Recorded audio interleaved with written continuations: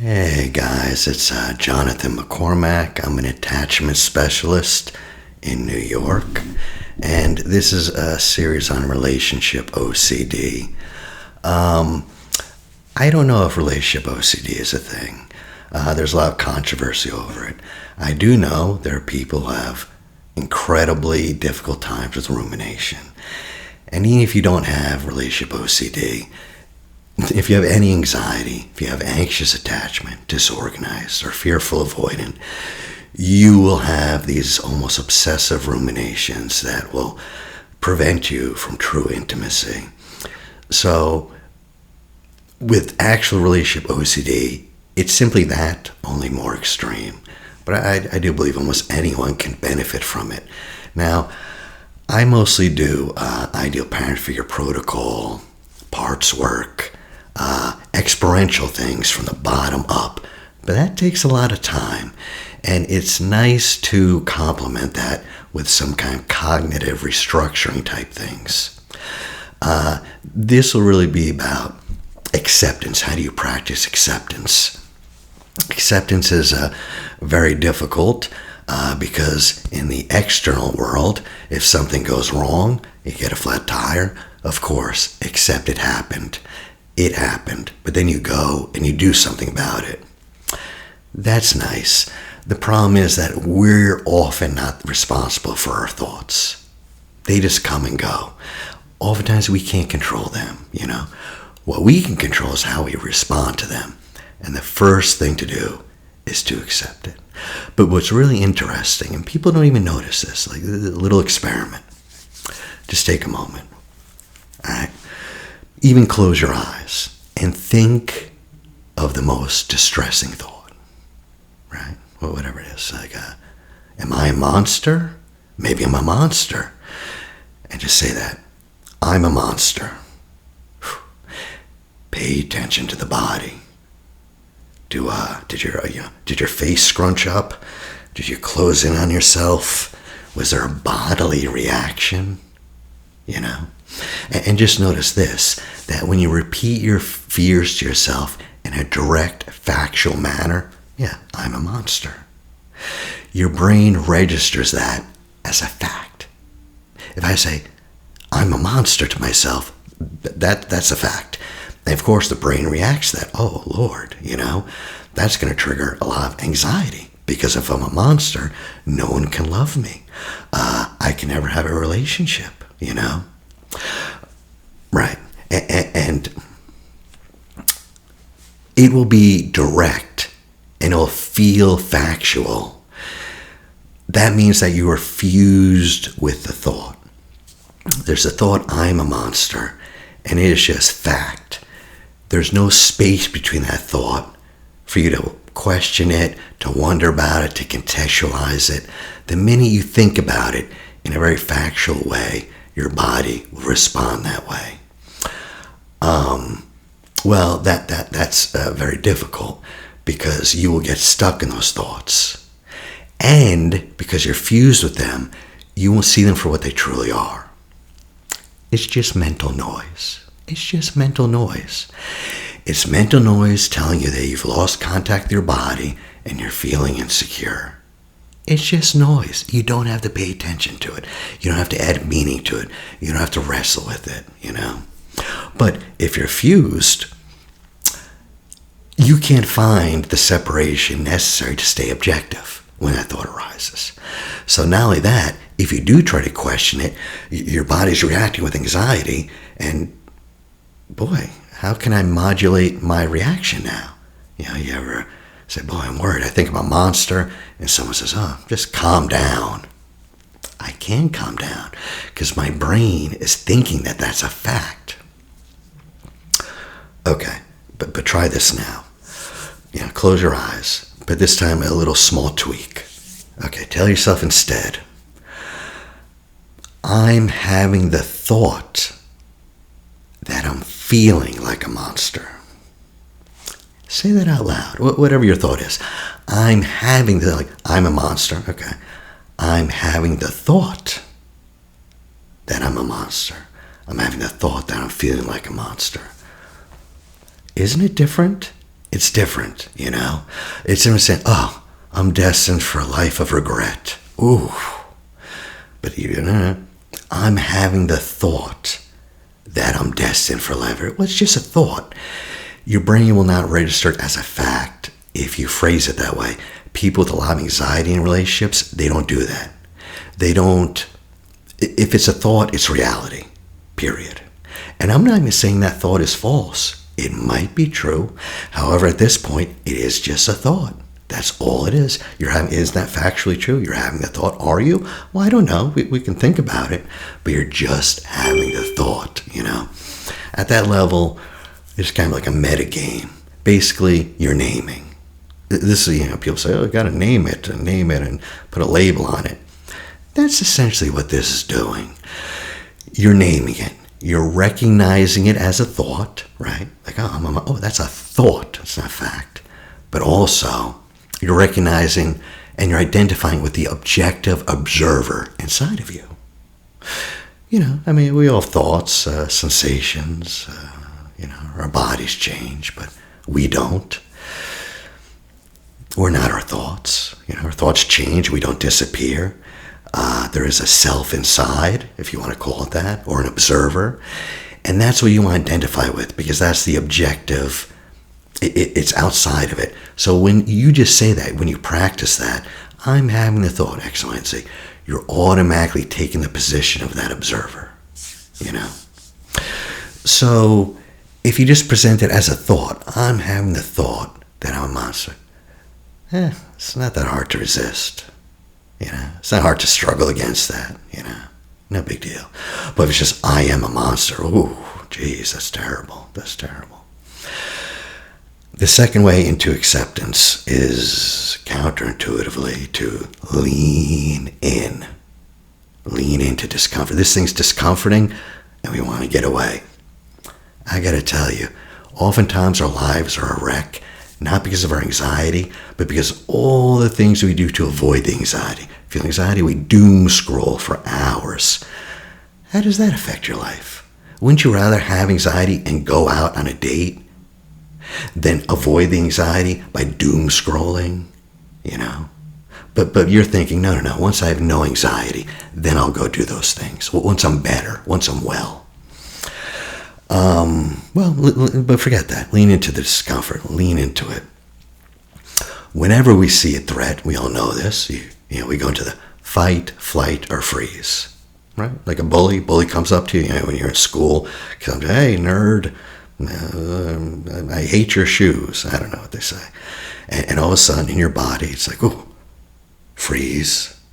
Or maybe you're someone who's going to fight. Or maybe someone's just going to run away. I don't know. Whether you fight, freeze, or fly, whatever you do, that bully will love it. Why? Because you just gave him a reaction. Your anxiety is just like a bully. Bullies love riling up people. They live off of negative attention. I'm sure we all know people like that, And what's even worse, though, with our anxiety, it's a bully who doesn't just bring up anything. A bully told me he doesn't like my shoes. I don't care about my shoes. What do I care? No. That's not what our brains do. Our brains choose the thing that matters most to us and goes to that. We're very insecure about our livelihood. Like, oh boy, walking down the street, oh, you got a lot of credit card debt there. It's like, oof, boy, yeah, you're kind of right. Ouch. It's the adult version, But so that's what makes it so hard, So it's one thing when the anxiety is actually hitting on something that's meaningful to you. It's so hard not to react. How do you deal with this? The same way you deal with the bully. The answer is make it irrelevant. Make that bully irrelevant. The best way to defeat a bully is to ignore what they do or say. You know that. Anything you say is going to feed into that bully. By throwing down, like, oh, nice shoes, nice, and well, yeah, okay, and just keep walking. You don't even pay him attention. He will eventually give up because he's not getting what he wants. He wants a reaction. Same with your anxiety. If your anxiety is not getting a reaction, the brain's like, this thought keeps popping up. I'm a monster, but I'm not flipping out. I'm not I'm not drinking over it, I'm not ruminating on it. I guess this thought isn't that dangerous. I guess this thought really isn't a threat, and the anxiety will start to fade away too, you know.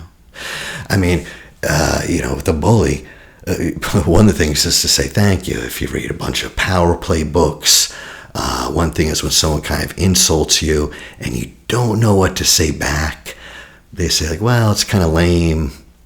It's not the best thing, but if you're really caught off guard, you just say thank you. And I actually saw this once. Someone said to this guy was a very confident, great-looking guy, and a woman turned to him and says something like, something like, "You're a disgusting devil." And I was like, oof. And he didn't even skip a beat. He just looked at her, smiled, and went, "Thank you." And that kind of diffused it. I didn't think that was a great comeback. I didn't think that was a great answer. But it wasn't the answer. It was his attitude. Like, it didn't matter to him. He just said, "Thank you." I mean, whatever. It's like, you have no power over me. You have no power over me, you know. And what if you thanked your anxieties? You say, "Oh boy, you're a monster." Ah, thank you. I wanted to know if I was a monster. I'm always wondering. Thank you, brain, for letting me know, you know. That kind of subverts the expectation, takes the power. So one of the things you can also do, also dealing with the bully, is or being made fun of. For example, I know a lot of men, and they don't know how to flirt, and they don't know how to male bond, because at least in my day, when we grew up, we were very cruel to each other, but it was all in good fun. And I do remember I went to my friend's house, we were watching a boxing game, and we were just, regular guys, just, joking, making fun of each other's age and this and that, and poking fun. And one of their daughters was there. I was like, "Oh my God, you guys are really mean to each other." But if you're socially intelligent, it's not being mean. We're just joking around, So agree and amplify. It's the same thing with a woman. Yeah, sometimes you're with a girl, say, and she says something kind of like, "Oh, oh, you seem out of shape, I guess you don't work out," kind of like a dig to see what you're going to do. You can agree and amplify, with that. You're like, "Oh, you're right. I haven't moved in several years, I mean, absolutely. I have no muscle at all. It's just kind of decaying. You're right. I have no shape at all." Something like that. Sometimes it's funny when you agree and amplify, but it doesn't have to be funny. The same thing with any insult. So, like the bully, "Oh, nice shoes, you're a loser." "Oh, yeah, oh, no, you're right, my shoes, I'm a huge loser, but that's just on my feet. What about the rest of me? Is the rest of me a loser?" "But yeah, the shoes, I'm a huge loser for shoes." "You're right, you're absolutely right." Agreeing and amplifying. Think about doing it with your anxiety. "Oh, man, I'm worried about my girlfriend. She didn't text me yesterday. I think she's going to leave me. Oh, wait, I'm having a thought that my girlfriend didn't text. She's going to leave me." Yeah. Thanks, brain. You're right. She didn't text, so she's probably going to string me along and leave me. Oh, yeah. Oh, by the way, she's probably going to cheat on me with my own brother and have kids with them. Oh, yeah. I mean, because she's just really sadistic. Oh, you're right, brain. Thank you, brain. Thank you for letting me know. When you exaggerate it, amplify it, you see how silly it is, right? Because it's like, at worst, this is a serious thought. My girlfriend might not. Well, that's pretty serious, Doesn't mean there's any truth. And if you think about it, I can't get any truth there. You can create a little space so it's not as emotional by kind of agreeing and just exaggerating it, You don't feed off of that negativity, You don't feed the bully. And also realize that acceptance doesn't mean you agree, right? Doesn't mean you actually agree. But just accepting that that's what they're saying. So,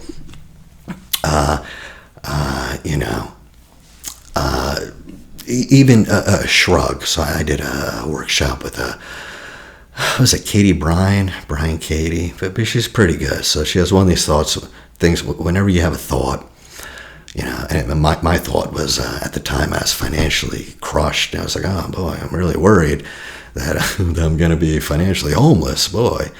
no, homeless, period. And, she goes, okay, so say that sentence. I said it, and I'm anxious. And then she was like, okay, say that sentence, and then add 2 words. So what? I was like, well, I'm rather worried that I'm going to be homeless. So what? And it's so silly, but I kept saying the sentence, then adding so what? Oh, my girlfriend's going to leave. So what? And it didn't erase the thought, didn't erase. I still had that fear, but it took away its excess energy, So one of the thoughts I hear from people with ROCD, anxious attachment, is I don't know if I'm in the right relationship because I don't know if I have those love feelings. That's a popular one. Oh, you could just look back and be like, oh, wow. Yeah, you're right. You're absolutely right. In fact, I probably chose it wrong. I probably am just completely fooling myself, and I've been dating this guy or girl for 8 months just because I love pain and I love disappointing myself. Thank you, brain. Thank you. You're not arguing back. You're not trying to argue the opposite at all. You're just taking it. When it gets exaggerated, that kind of thought groove kind of loses its momentum. Instead of keep spiraling, you extend it, and that kind of adds weight to it. It kind of slows it down. So, another thought, just to give you examples, a big thing is like, oh, are you sure? Girl, I don't know if he loves me. He's been acting very off lately, and I'm not sure he loves me enough, And, you like lean into it. Oh, yeah, brain, absolutely. In fact, he's probably just stringing me along for the last 5 years, part of an elaborate scheme to cause me to have a mental breakdown. Yeah, he's probably like a supervillain. Thank you, brain. Thank you for that important information update. I appreciate it, The other thing from guys, actually a lot of women too, though. This is surprising. This is so popular in relationship OCD, but it is. They say like, oh boy, I don't feel like having sex with them tonight. I guess there's just not enough physical chemistry. Maybe we're better off as friends. That plagues people. Friends, lovers, friends. What are we? Well, first of all, I would suggest you intentionally date, and whatever you do, you're clear up front. Hey, let's get to know each other for 3 months.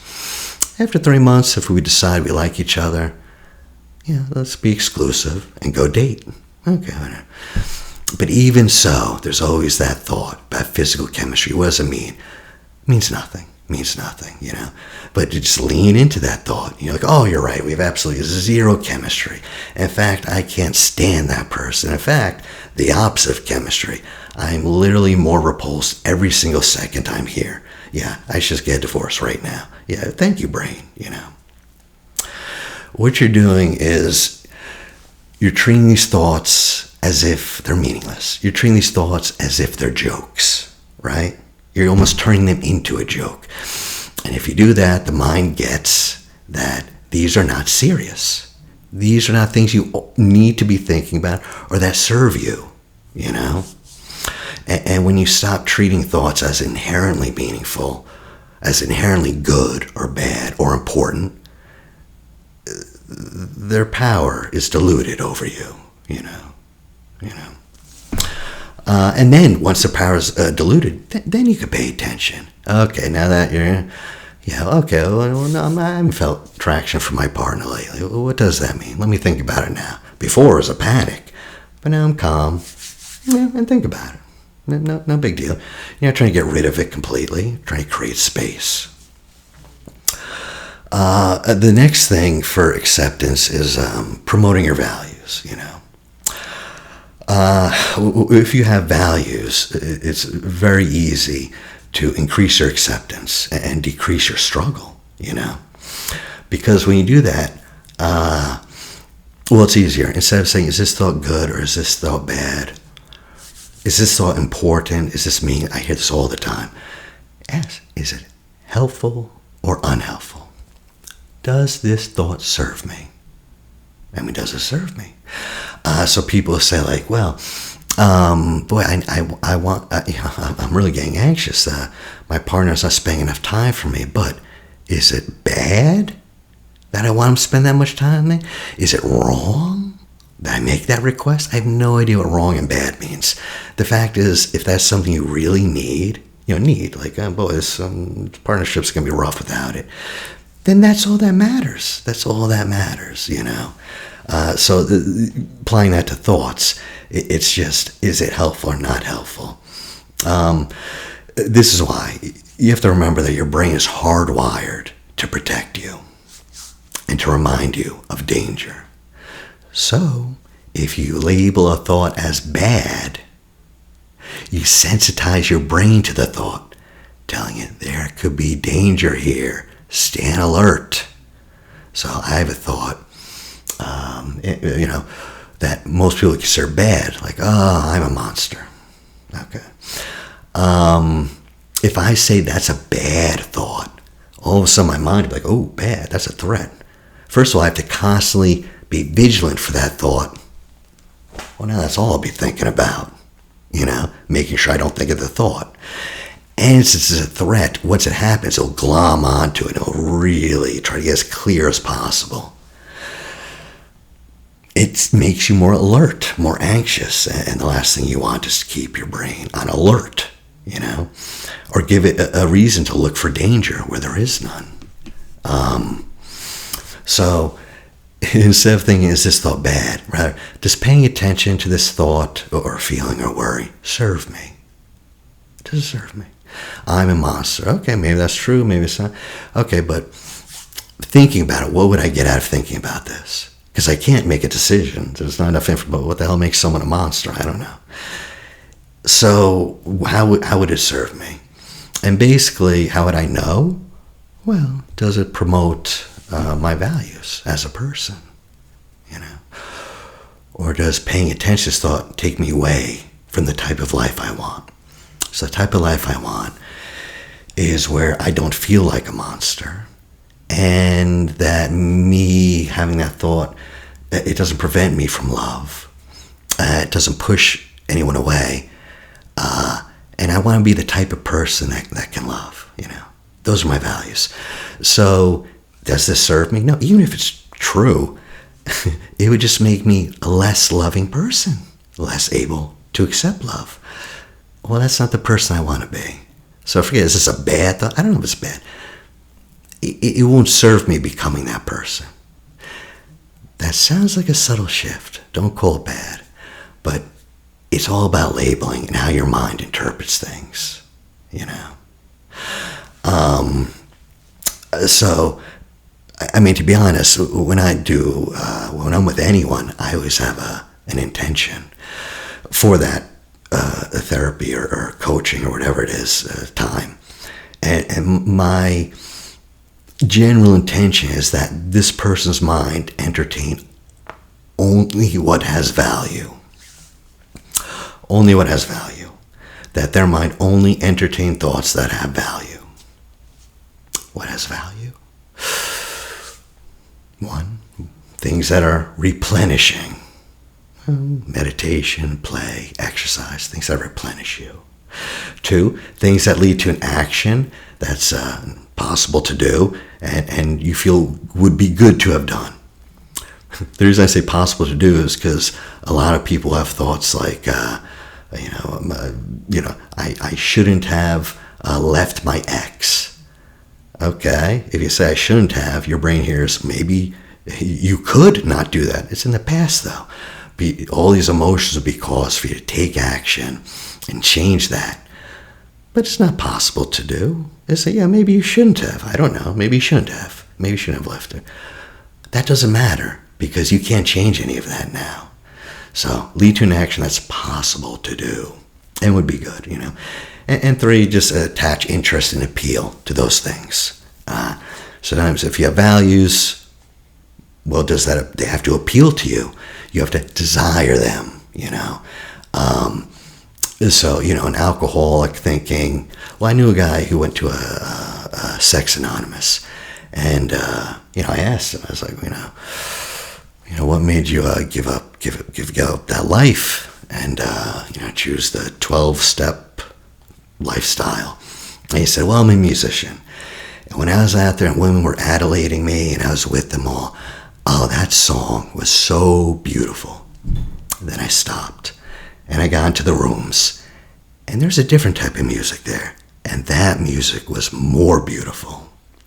So it wasn't difficult. It's like hearing this type of music or this better type of music, and you know it's better. So it's important to attach things like appeal to any values, specifically, It's also worth it sitting there and writing them down because, even at a first date, usually I would ask, I would just say, this is what I'm about, this is what I expect, this is what I want, what marriage, this, that, and then these are my values. What are your values? The reason is because for long-term relationships, it's kind of like one of the number one things they'll predict it. Do you guys share values, share a vision of the future? So to me, if you don't have that, it's not going to be worth continuing to date because it's such a big thing to overcome. And I rarely have seen people do it.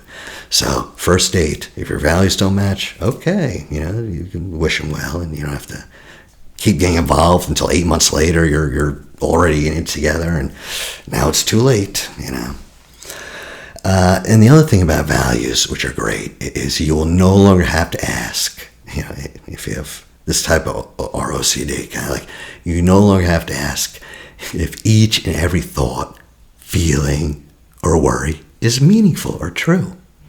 You won't have to spend hours analyzing them. Why would people do that? I just said a couple of reasons, but if they're navigating their life by their emotions, by how they feel, instead of values, yeah, that's why you would do that, because the only way to know if a thought is meaningful or true or this is to analyze it endlessly instead of putting that into a context of a value system, which would tell you what to do with it. Again, you just simply ask, is it helpful? Is it helpful? The thing about values is kind of once you know them, you can act on them instead of your emotions. Your emotions go this way, your emotions go that way. And everyone knows the worst jobs are if the manager doesn't follow rules. If instead the manager follows their whims. I've had managers and they just ran the place on how they felt. If they had a great day, these were the rules and you could do this. If they had a lousy day, these were the rules. And we were just, being governed by whim. The same inside. You'll be governed by whim, There's a couple things you can do just imaginatively. So just to get okay, what are these values? What are they? What are you talking about? Well, you could start by imagining the kind of an ideal but realistic relationship. Just get that in your head. What would be, realistic but pretty ideal. Pretty ideal. And then answer a couple questions, And I would write these down. But one question is, all right. And you can look at this with your own relationship. It asks, if you had no anxiety or fear, imagine that anxiety, that's gone, evaporates. Then, what kind of partner would you want to be? And then what things would you be doing differently? That's a great question because, you think I have all this anxiety, I want to get rid of it, I want to go, what would that look like, What would you actually do different? Heck, you might dump that person or ask this person out if anxiety wasn't there, right? You might act so much differently, But think about that, Another question, you ask yourself in the future, if your partner were to describe you, 10 years in the future, and what you brought to the relationship, what would you want them to say about you? This is a great question because you're thinking, it's high mentalization, basically how you look to other people while from a stance of your internal values, So just kind of thinking about that, you think what do you want them to say? And if you get 3 adjectives, that'll tell you a lot. I want them to say I was generous, that I was giving, that I was protective, whatever it is. But the kind of 3 that come to mind will tell you a lot,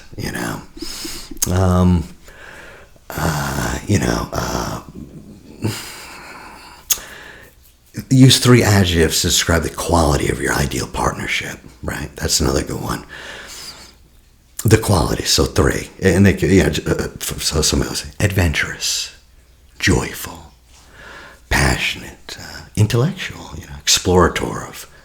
But 3 someone from the outside saw you guys' relationship, like, man, these are 3 kind of adjectives I would apply.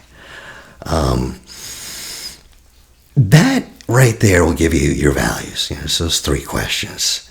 The things that you value in a mate, the things that you value, maybe it's family, maybe it's romanticism, maybe it's adventurousness, but you see those words you used, like, boy, okay, that must be a really high value. I want a relationship with a lot of adventure, or specifically passion, or love, or whatever. And using that as your guide, for living. It's a guide. It's not a goal. It's just a guide, Just doing that, it will direct you, It will direct you towards that way. And these can be a trustworthy guide through the storm of intrusive doubt, The next thing is to follow values. You don't need to feel good. You could follow your values even though you're very, very anxious. That's the beauty of it. You don't need to feel any kind of way to act in accord with your values. That means you don't need to feel love to act out of love. You don't need to feel 100% committed for you to commit. A lot of people, they won't commit unless they're 100% certain. That's impossible. That's where life lives, in anxiety and uncertainty. And if you don't want that, then forget it. But, one thing I do like is called ACT, Acceptance and Commitment Therapy. So it's kind of like a top-down thing. And I do think it's very beneficial. The guy who came up with it, Russ Harris, he actually says this. He says, the feeling of love comes and goes on a whim. You can't control it. But the action of love is something you can do, regardless of how you're feeling. Right? Perhaps you've heard, you're not going to like everyone, but you got to love them. That means acting in their good interests. You could really hate the person and still bring them a drink of water. And that's an action. You might not want to, but you can still do it. You can do an act of love, Because, when you make choices based on what anxiety wants, my partner's acting cold, I'm not going to give him anything. Well, wait, is your value acts of love? Well, yeah, but he's doing that, and now I'm mad at him because I'm frightened that he's going to da-da-da. Okay, but that's the anxiety making your choice, not your values, I'd also like to mention that these things we've been talking about, to other people they may seem minor, but it causes real physical reactions. And there's a physical resistance that goes along with mental resistance. People are mentally resistant. There's plenty of ideas that I'm very resistant to, I'm sure. If you were to present me with them, my body would tense up, And what's interesting, so even now, a little good experiment to do is, just take a moment, right? And consider the most triggering quality of your partner, right? Whatever it is. She does this, they say that. It could be it could be a physical feature. It could be a hobby, just like the most, the flaw. Okay, just thinking about that though, see how it makes you feel, see what emotions come up. But pay attention to what's happening in your body right now. Do you feel kind of an increase in tension? Tightness in the breath? That's one reason why somatic practices are good for this sort of thing. A lot of people listen to how can that help? But just the exercise we just did. Meditation and breath work can be very important. Sometimes I do a de-armoring for people. That's kind of a physical modality. Although rarely I do it, but it's body work. These things, breath, meditation, body work, really can also do a great deal to release. A lot of times we release the mental tension. We don't even know we're holding that tension in our body still. and that could a lot of one thing you'll see with a lot of anxious women, anxiously attached RCD with women, is painful sex. There's a lot of there's too much tension, or they can't enjoy this, and that's kind of anxiety's effect physiologically. So that actually affects a lot of things within the relationship, And that's why if you get anxious and you start breathing slowly, like say, like, oh my God, my girlfriend's going to leave me. Oh, no. But you start breathing, you actually show the mind that you can cope with anxiety. Like, because many things happen and we start feeling, oh my God, my girl is there's anxiety. But then there's also anxiety that I might not be able to cope with that, which is even more frightening. But if it's like, no, yeah, I'm worried about my girlfriend, but I can totally cope about it. I'm very, relaxed. The mind's like, oh, okay, it's not that bad, And you show that no matter how scary your thoughts are, no matter how disturbing your feelings may be, it's fine. So whenever you have those thoughts, one thing is to kind of breathe into the belly, slow breaths, nothing fancy. Belly expands, then out. And just do that a few times whenever an anxious, when those things start rolling in. Just your body being calm will send a signal to the mind that everything's okay, So those are a couple things for acceptance. I do believe the breathing, the last one, will really help with acceptance too. And there's great breathwork courses out there. So there's still a couple more chapters on this, but I'll just wrap up this one right here and say I appreciate you guys listening to me. It's Jonathan McCormack. Thank you.